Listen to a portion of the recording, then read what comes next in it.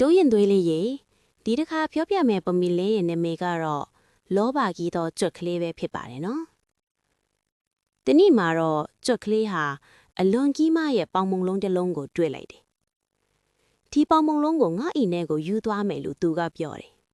။သူကပေါင်မုံလုံးကိုအနောက်ကနေတွန်းလိုက်တယ်။အဲ့ဒါကမရွှေ့ဘူး။သူကပေါင်မုံလုံးကိုအရှေ့ကနေတွန်းလိုက်တယ်။ပေါင်မုံလုံးကမရွှေ့ဘူး။သူကပေါင်မုံလုံးကိုညာဘက်ကနေတွန်းလိုက်တယ်။ပေါင်မုံလုံးကမရွှေ့ဘူး။သူကပေါင်မုံလုံးကိုပတ်ပြေးပြီးဘယ်ဘက်ကနေတွန်းလိုက်တယ်။ဒါပေမဲ့အဲ့ဒါကအခုထိမရွေ့ပေဘူး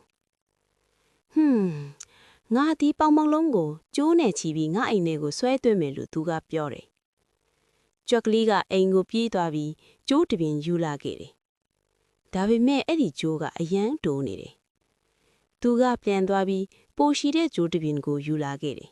။သူကပေါင်မုံလုံးကိုရှည်တဲ့ကျိုးနဲ့ချီလိုက်တယ်။ပြီးတော့တရွတ်တတိုက်ဆွဲပြီးရင်ဆွဲပြီးမြဲအဲ့ဒါကမရွှေ့ဘူး။ကြွက်ကလေးက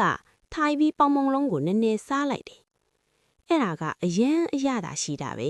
။သူကနည်းနည်းထပ်စားတယ်။ပြီးတော့နည်းနည်းထပ်စားတယ်။နောက်ထပ်နည်းနည်းထပ်စားလိုက်တာပေါင်မုံလုံးလေးကတဖြည်းဖြည်းတေးသေးသွားတဲ့အထိပါပဲ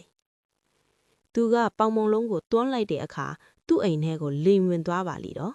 ။ကျွတ်ကလေးဟာအရင်ပျော်သွားတာပေါ့။ပေါင်မုံလုံးဟာသူ့အိမ်ထဲကိုဘေးကင်းကင်းနဲ့ရောက်သွားခဲ့ပါပြီ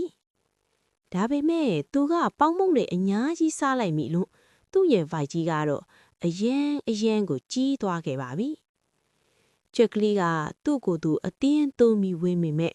သူ့အိမ်ထဲကိုဝင်လို့မရတော့ဘူး။ကျွတ်ကလေးက